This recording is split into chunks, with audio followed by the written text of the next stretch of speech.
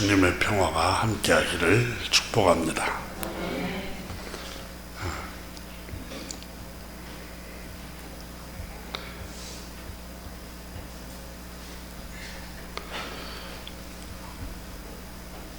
하늘의 개척자 나이트 형제라는 책에 에이모스 루트라는 사람이 나옵니다. 이 사람은 꿀을 이렇게 생산하는 양봉업자인데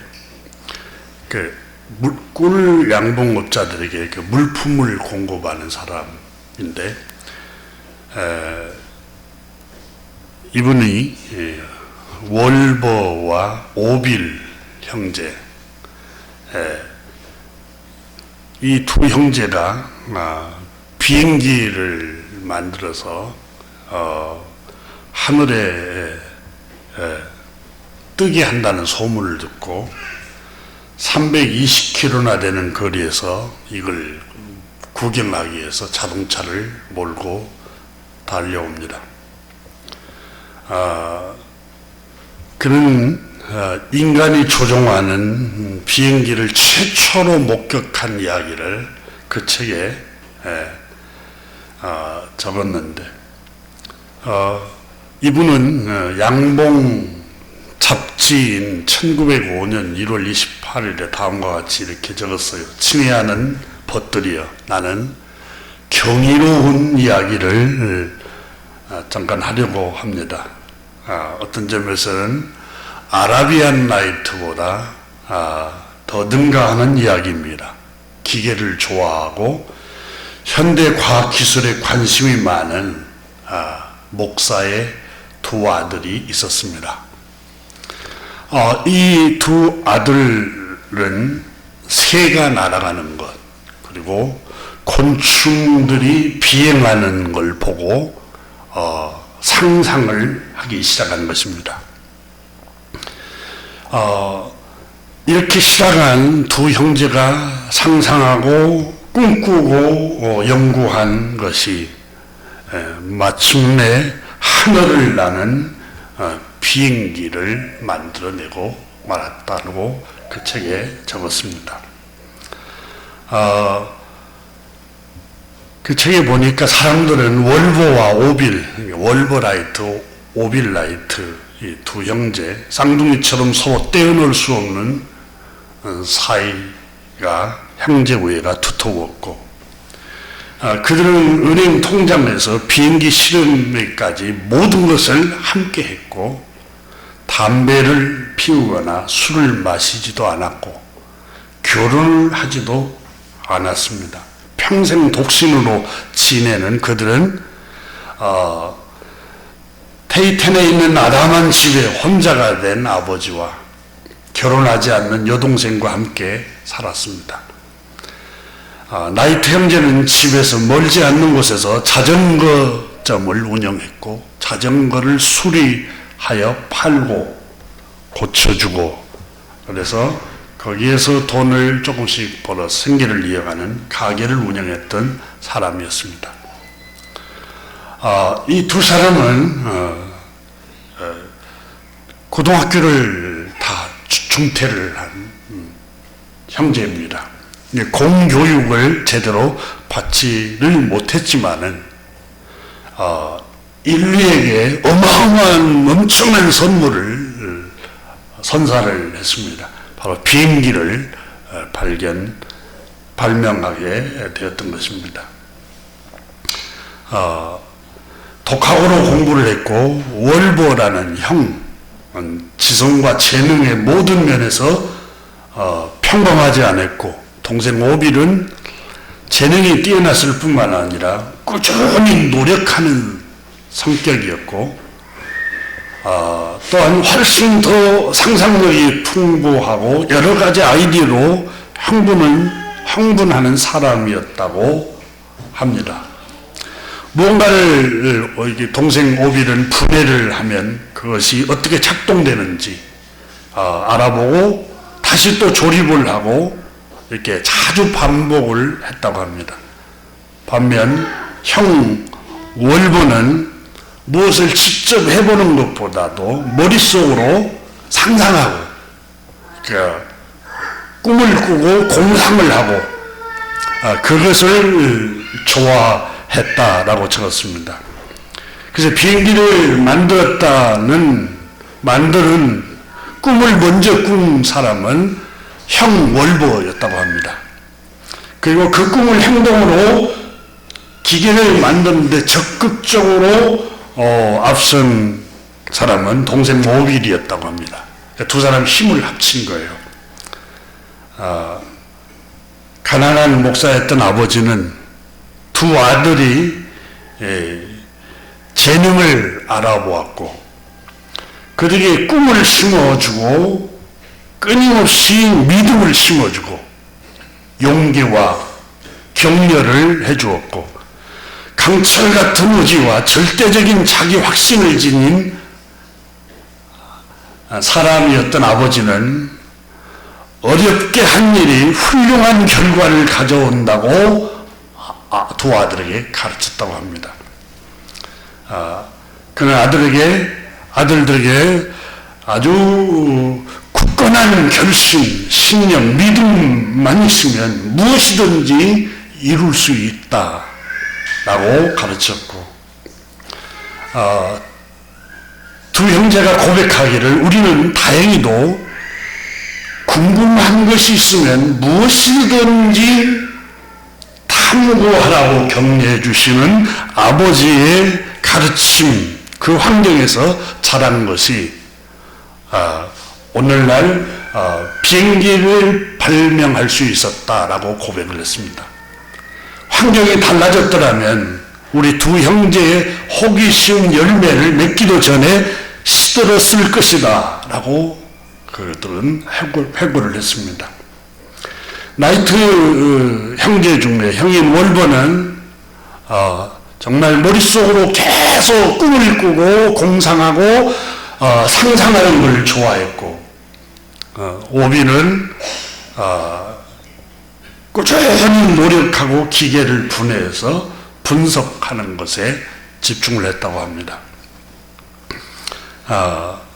그래서 마침내 온 인류에게 엄청난 선물을 가져다 준 것입니다. 조선시대에 선교사로 왔던 선교사님들의 책을 이렇게 읽어보면 조선까지 복음을 들고 오는 시간이 저 북미에서 한 달 걸렸다고 합니다. 한 달. 그래서 한 달간 풍랑을 만나고 또 비바람 또 수많은 사람들이 또 이 한 달간 질병을 앓다가 또 사망하는 경우도 있고 근데 지금은 여러분 저 북미에서 인천공항까지 오는데 10시간 좀 넘으면 11시간 하루면 옵니다. 하루면. 그런데 이 비행기가 발명되기 전까지는 한 달이 배를 타고 왔어야 하는 것이었습니다. 어떻게 이런 하나님의 은혜가 문명이 발전시키고 이렇게 큰 선물이 우리에게 주어졌느냐. 월보 형제, 오빌 형제가 꿈꾸고 상상하고 늘 소망하고 희망을 냈던 그 상상력이 우리에게 이렇게 편리한 세상을 만들어 주었습니다. 여러분 우리 천정에 지금 전구가 달려 있습니다. 그리고 환하게 비치죠. 저녁이면 길거리에는 간호등. 이 전구를 1847년에 태어난 에디슨이라는 사람이 발명을 합니다. 이 사람은 정규 교육을 3개월밖에 받지를 못했습니다. 근데 다행히 교육자 어머니, 교사로 일했던 어머니의 열성적인 그 교육열 때문에 그 아들 에디슨이 재능을 알아보고 주입식 교육보다 직접 실험하고 과학책을 많이 사줘서 과학책을 익히고 에디슨에게 꿈을 자꾸 키워주고 에디슨이 상상하게 만들고 또 꿈꾸게 만들고 희망하게 만들었다는 겁니다. 그래서 각 가정마다 이렇게 전기가 환하게 비치는 게 그 에디슨이라는 그 아이의 상상력, 그리고 그 아이가 꿈을 꾸고 비전을 품고 소망하고 희망을 했기 때문에 오늘날 이렇게 찬란한 문명이 우리에게 주어져서 우리가 얼마나 편리하게 살아간가 모릅니다.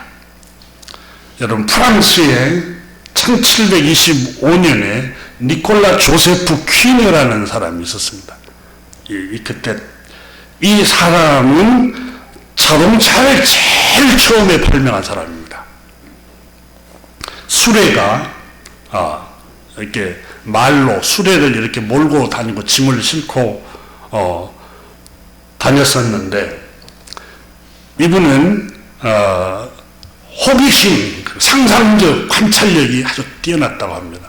늘 상상하고 그리고 꿈을 꾸고 이 사람도 그런 좀 포병 장교로 근무하고 있었을 때 이런 포를 이동하는 거 어깨에 몇 사람이 짊어지고 이동하는 게 너무 힘들고 너무 고통스러우니까 이걸 쉽게 운반할 수 있는 길이 없을까 하고 늘 생각을 하고 상상을 했던 겁니다. 그래서 1765년 영국 제임스 와트가 만든 증기기관 그걸 이용을 해서 그 수레에 증기관을 장착을 시켜서 최초로 기계로 하는 자동차를 만들어 냈던 겁니다.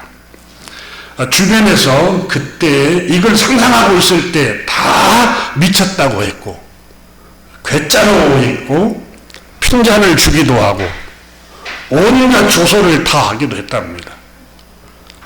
그럼에도 불구하고 이 퀴너라는 이 사람이 상상하고 꿈꾸고 늘 희망하고 이 상상력이 결국은 오늘날 저와 여러분이 지금 타고 다니는 자동차가 되어서 얼마나 편리한 세상이 되었는가 모릅니다. 우리가 잘 아는 여러분 항생제, 페니실린 이 항생제가 인류의 전염병을 막아서 수많은 사람 생명을 살리는 어마어마한 하나님의 선물, 축복이죠. 근데 플레밍이라는 사람이 이 페니실린을 휴가 갔다 와서 푸른 곰팡이가 퍼져 있는데 그게 녹아내려서 세균을 죽이더라는 거예요. 그걸 발견을 한 거예요. 이 사람도 늘 실험을 통해서 상상하고 꿈꾸고 어떻게 하면 인간의 질병을 치료할까 이렇게 꿈꾸고 상상하고 희망을 하는 것 때문에 인류의 어마어마한 엄청난 신약을 우리에게 제공을 했던 겁니다. 그래서 오늘 성경 우리가 읽고 있는 이 창세기 12장 1절부터 나오는 말씀은 꿈꾸는 얘기입니다. 여러분 12장을 한번 보십시오. 여호와께서 주님께서 아브라함에게 이르시되 너는 너의 고향과 친척과 아버지 집을 떠나 내가 내게 보여줄 땅으로 가라. 사람들은 다 안주하고 싶고 머물고 싶고 부모, 어머니, 아버지, 친척, 형제를 떠나서 외딴 곳으로 누가 가기를 원하겠습니까? 근데 하나님께서 아브라함에게 그렇게 말씀을 하셨습니다. 근데 아브라함에게 하나님께서 2절에 내가 너로 큰 민족을 이루고 그랬어요. 큰 민족을 이루고 너에게 복을 주어 내 이름을 창대케 하리니 너는 복이 될지라. 그리고 3절에 너를 축복하는 자에게는 내가 복을 내리고 너를 저주하는 자에게는 내가 저주하리니. 여러분, 이 확신, 이 말씀, 이 음성을 아브라함이 들었다는 거예요. 그러면 아브라함이 여러분 창조주 하나님의 음성을 들었는데 하나님의 음성은 어떻게 들릴까요? 우리가 사무엘상을 읽어보면 사무엘이 하나님의 음성을 듣잖아요. 근데 똑같은 장소에 엘리도 같이 있었어요. 근데 엘리는 못 듣고 사무엘에게만 들려요. 다메섹으로 올라가는데 부활하신 주님의 음성이 함께 올라갔던 사람은 안 들리는데 사울에게만 들려요. 그러면 여러분 공간적으로 들려오는 청각으로 들릴까요? 아닙니다. 마음으로 들리는 겁니다. 청각으로 이렇게 우리가 이 말씀 설교한 것처럼 다 들리면 다 듣게요? 마음에 들리는 거예요. 마음에. 하나님의 음성은 마음으로 들리는 거예요. 그러면 내가 너로 큰 민족을 이루겠다. 이 마음으로 들리는 거예요. 그리고 너에게 복을 주겠다. 나는. 그리고 또 너를 축복하는 자는 내가 복을 내리고 너를 헐뜯고 비난하고 저주하는 사람은 반드시 그 사람 내가 저주할 것이다. 이 음성이 아브라함 마음속에 들리는 거예요.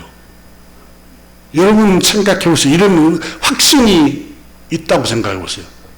너희들 나를 건드리면 너희들 복을 못 받고 저주받아. 나를 축복하면 반드시 하나님 너를 축복할 거야. 여러분 이런 음성이 이런 확신이 마음속에 들린다고 해보세요. 그럼 어떤 마음이 들릴까요? 어떤 마음이 들까요? 담대하게 됩니다. 그렇지 않겠습니까? 얼마나 담대하고 그 내면이 강한 사람이 되겠어요. 아브라함이 그 음성이 마음속으로 들린 거예요. 그러니까 위축당하지도 않고 사람들이 멸시를 하고 조롱을 하고 비난을 해도 창조주 하나님이 너로 큰 민족을 이루고 내게 복을 주어 너 이름을 창대케 하고 너를 축복하는 자에게는 복을 주고 너를 저주하면 그 사람이 저주받을 것이라는 이 확신이 아브라함에게 들린 거예요. 아브라함의 마음속에. 하나님의 음성이 마음에 들리는 게 이게 확신이에요. 확신.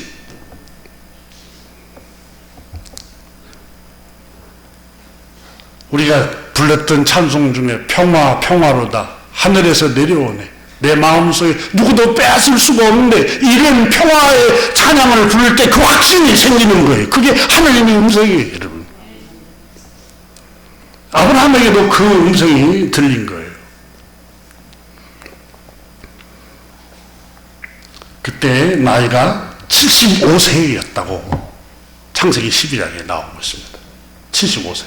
그러니까 이게 연세가 드셨다고 해서 위축 당하거나 또 우울해하거나 또 비관적으로 살아갈 필요가 없어요. 하나님의 음성이 들리고 창조주 하나님께서 내가 너와 함께 할 거야. 그리고 난 너를 버리지 않을 거야. 어디로 가든지 내가 너와 함께 동행할 거야. 이런 내면의 확신이 생기게 되면 담대하게 됩니다. 담대하게 돼요.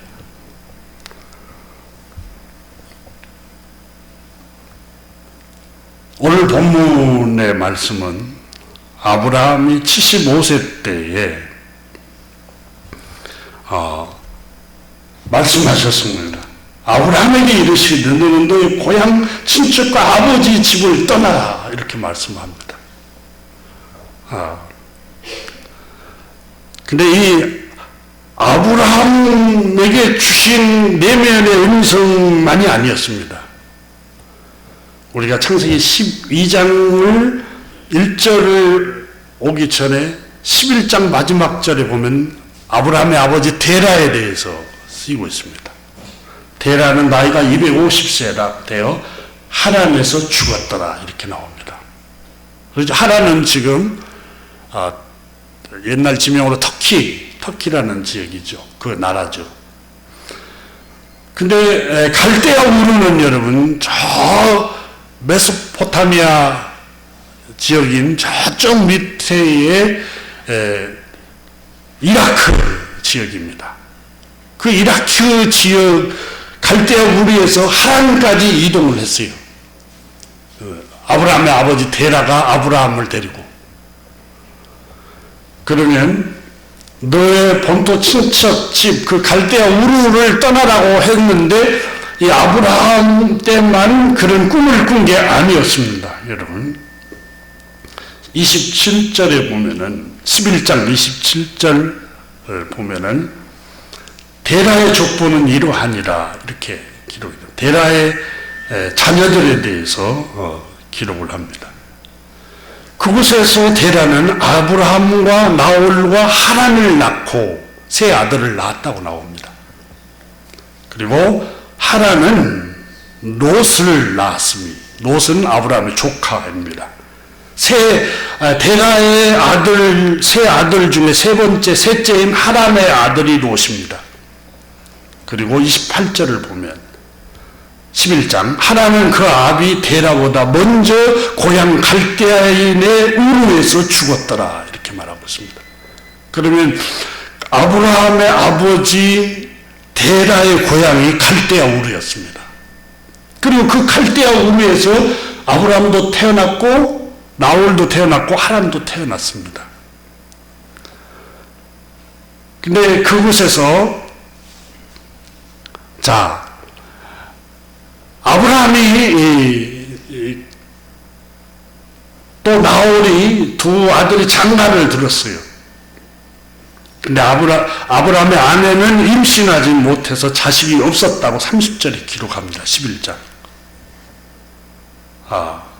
그리고 31절 보십시오. 11장. 데라가 그 아들 아브라함과 하란의 아들인 그의 손자와 롯과 그의 며느리 아브라함의 아내 사라를 데리고 갈대아 우르를 떠나 그랬습니다. 그러니까 아브라함의 아내 며느리 사라를 데리고 아브라함을 데리고 갈대아 우르를 떠난 사람이 누굽니까?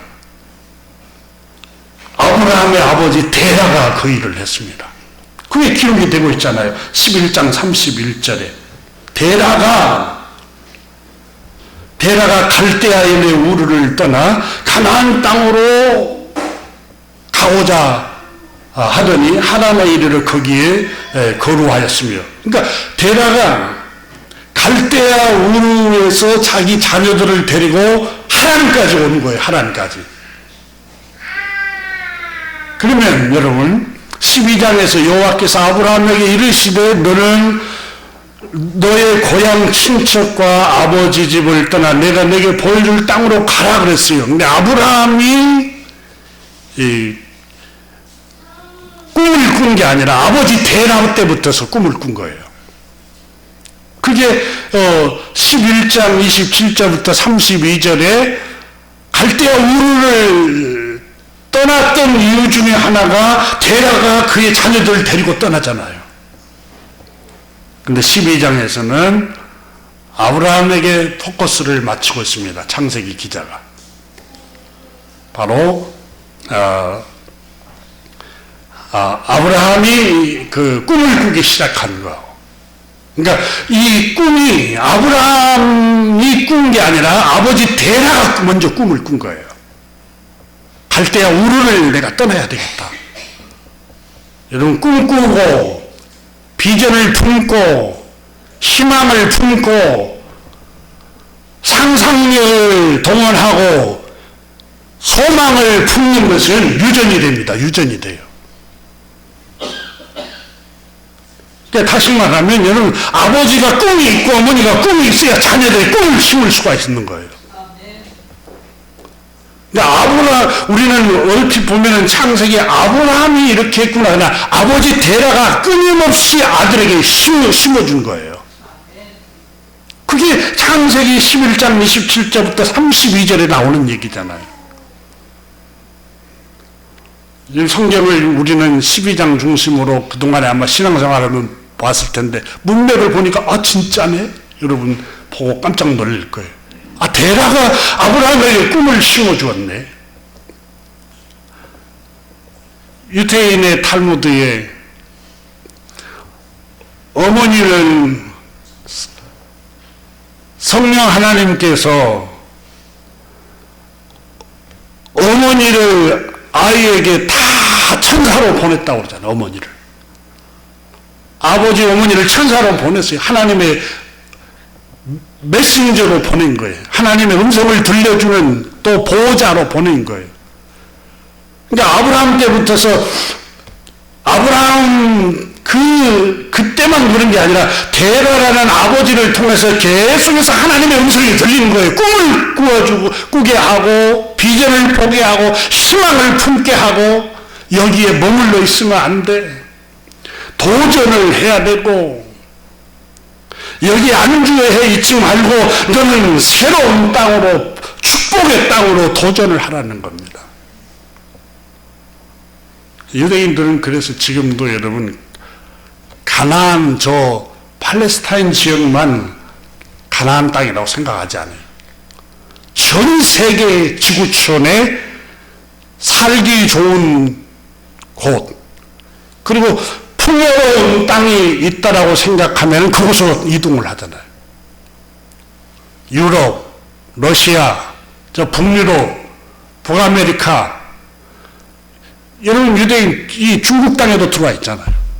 유대인들은 끊임없이 도전을 합니다. 유대인들은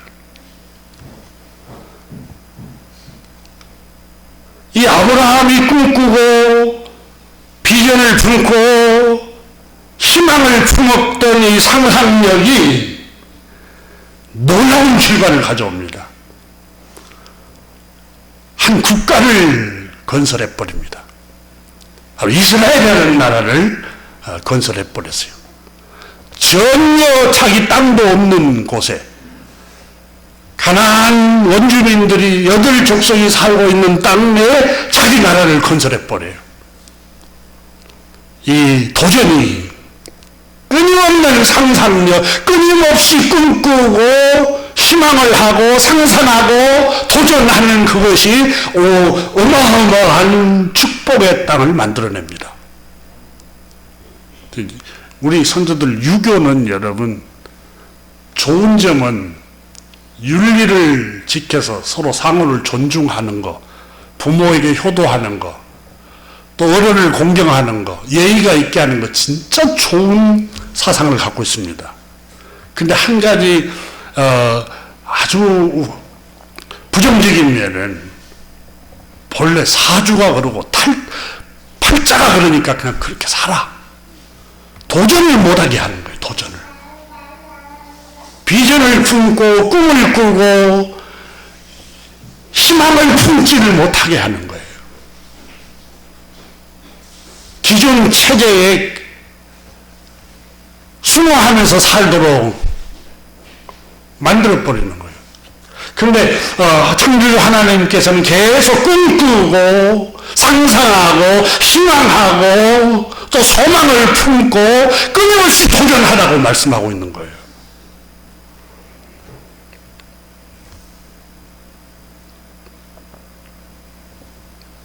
아브라함이 꿈꾼 결과가 갈대아 우르를 떠난 이 도전의 결과가 저 이스라엘을 국가를 건설했고 또 오늘날 여러분 미국의 인구 2.2% 정도밖에 안 되는 미국 인구가 3억 4천만 명이 좀 넘는데 그 3억 4천만 명 넘는 인구 중에 700만, 750만 정도가 유태인이라고 합니다. 그러니까 2.2%의 인구예요. 근데 미국의 100대 부호 중에 100명의 부자 중에 22명이 유태인이래요. 그러니까 미국의 부를 거의 다 쥐고 있어요. 이게 아브라함의 후손들이에요. 꿈꾸고 비전을 품고 상상하고 희망하고 끊임없이 도전을 했던 그 데라의 후손 아브라함의 그 자손들의 그 놀라운 축복을 받고 있는 거예요. 그래서 미국의 정치, 경제, 문화, 교육, 국방, 과학 모든 부분에 독보적인 위치를 차지하고 있는 게 아브라함의 이 꿈꾸는 사람들의 후손들이에요.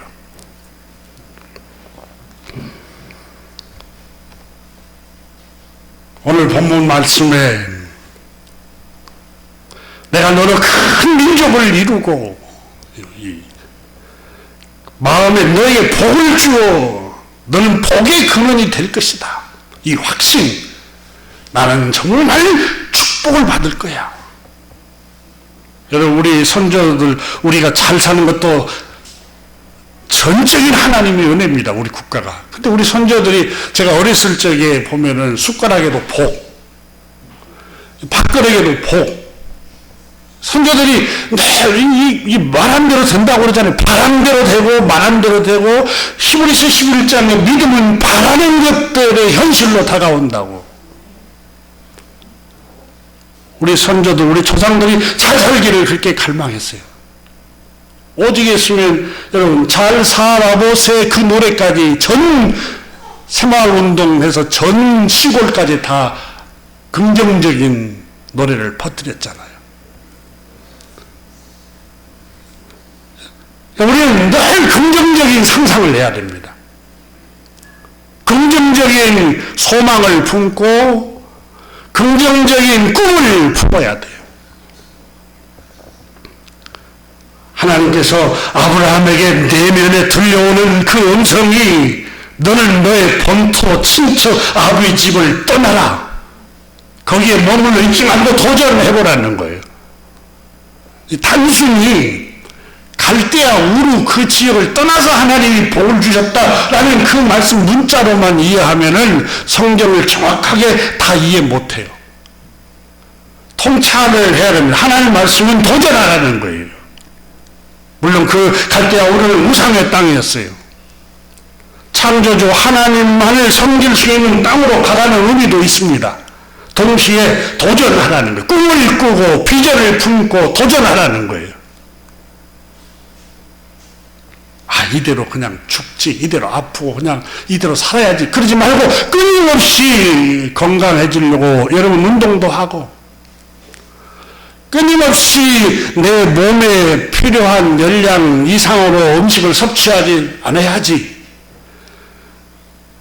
또 무리하게 내 몸을 상하지 않도록 살 뺀다고 사람 눈에 보기에 날씬하게 보인다고 해서 너무 먹지도 않고 이러면 몸이 망가지는 거예요.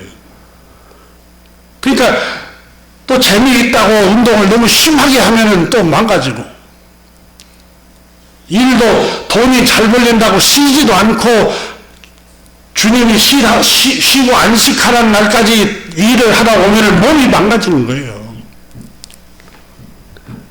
끊임없이 희망을 품고 꿈을 품고 비전을 품어서 그 꿈을 이루기 위해서 끊임없이 도전하고 노력하고 행동해야 할 때 여러분 하나님 복을 주시는 거예요.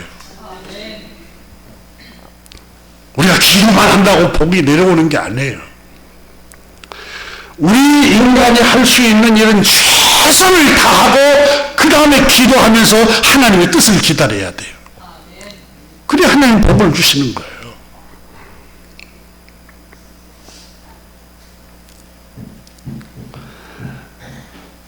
3절에 보면은 너를 축복하는 자에게는 내가 복을 내리고 얼마나 강력한 확신입니까?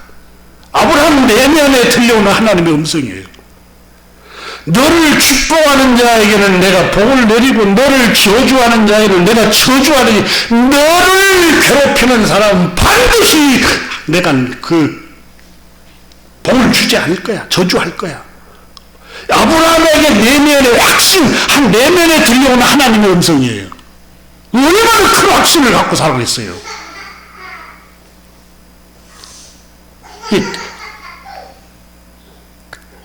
이 놀라운 축복의 말씀, 모든 족속이 너로 말미암아 복을 얻을 것이라. 어마어마한 축복의 말씀입니다.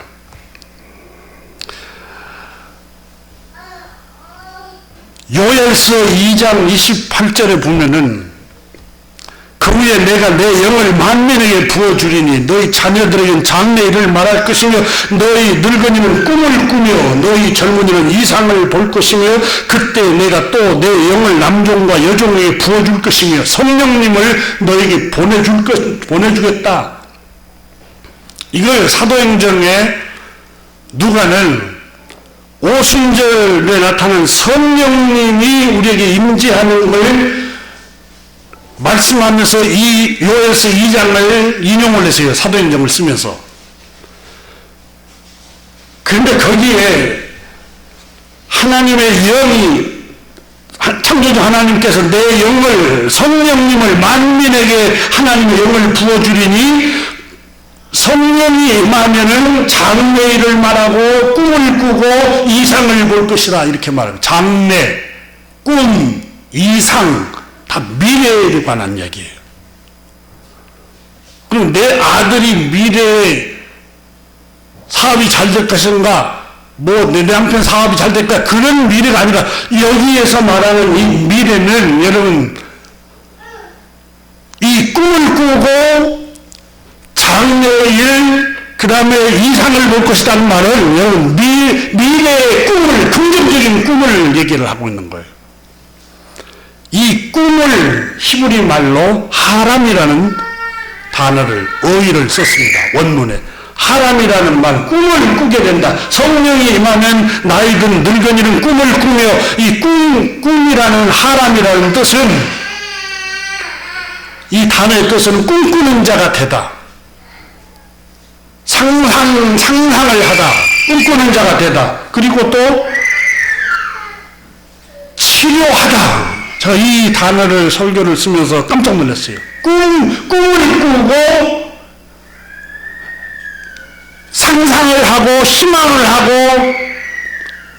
미래에 긍정적인 생각을 한다는 것, 꿈을 꾸는 것은 치료하는 놀라운 역사를 가져온다는 거예요.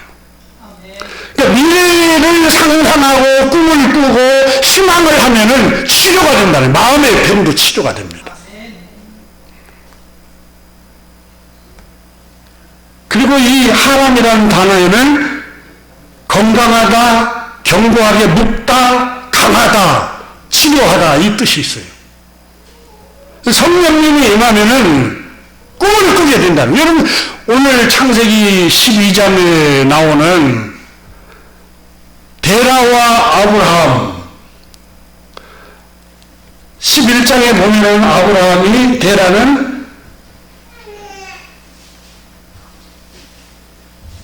192년을 지내며 자녀를 낳았고 25절에 그렇게 나옵니다. 어떻게 119년에 자녀를 낳을 생각을 합니까? 아브라함도 100세까지 자식을 낳지 못했잖아요. 근데 늘 바라보고 꿈꾸고 희망하고 상상했던 거예요. 꿈을 꾼 거예요. 에이, 이 나이에 무슨 자식을 가질 수 있어. 그냥 팔자대로 살아야지. 이렇게 하지 않았어요. 꿈을 꿨어요.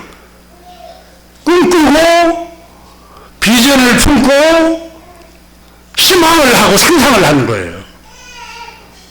여러분이 자녀들을 위해서 기도할 때 우리 자녀들의 행복한 가정을 자꾸 상상을 하고, 그리고 복을 받는 상상을 늘 하면서 기도를 하고 축복을 해야 됩니다.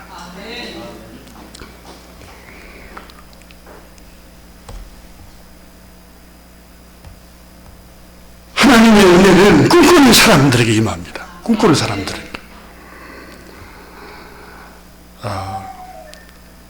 5절에 보니까 12장 5절에 4절에 이에 아브라함이 여호와의 말씀을 따라갔고 롯도 그와 함께 갔으며 아브라함이 하란을 떠날 때 75세였더라. 75세 때 아브라함이 꿈꿨어요. 희망을 품고 상상을 막 했어요. 상상을. 죽는 상상이 아니라, 그리고 이 몸이, 내가 우울해지는 상상이 아니에요. 불행해지는 상상이 아니에요. 동전은 75세에 내가 다시 복을 받고 도전을 해야 되겠다는 상상을 한 거예요. 괜찮아요. 여러분 연세가 드시고 은퇴했어도 걸어서 여행도 하세요. 봄이면 여러분이 혹시 시간이 되고 또 여건이 되면은 멀리 기차로도 여행도 하고 섬 여행도 가보시고 낮은 산도 여행도 해보고. 인생은 짧아요. 그리고 그걸 못하면 자녀들 집에 가고 싶으면 언제든지 한 번 더 방문해보고 꿈을 갖고. 제가 한번 한 프로를 봤어요. 제 아내랑 함께 80이 넘은 연세가 드신 어머니가 그 제주도에서 시골집에 사는데 어떤 젊은 부부가 서울에서 내려와서 그 집을 안박거리 또 이쪽 옆에 집이 있는 그걸 세를 얻어서 게스트하우스를 하는 거예요. 그래서 기자가 물었어요. 그 할머니한테 번거롭지 않냐고. 무슨 말씀이냐고. 이제 살맛이 난다고. 살맛이. 누가 80이 넘는다 말 걸어주는 사람도 없고 외롭고 울적하고 우울하고 이러다가 삶을 그냥 빨리 포기해야 되겠다 이런 울적한 마음이 드는데 와가지고 어떤 젊은 부부가 우리 자녀도 아닌데 와서 말을 걸어주고, 그리고 새로운 손님들이 늘 왔다 갔다 하면 기대가 되고 희망이 되고 그래서 살맛이 나는데요. 살맛이. 여러분, 희망이라는 거, 꿈꾸는 거, 이 설레는 거예요. 마음을 설레게 하고, 우울감도 없애버리고, 부정적인 생각도 다 떨쳐버리는 거예요. 그러니까 연세가 드실수록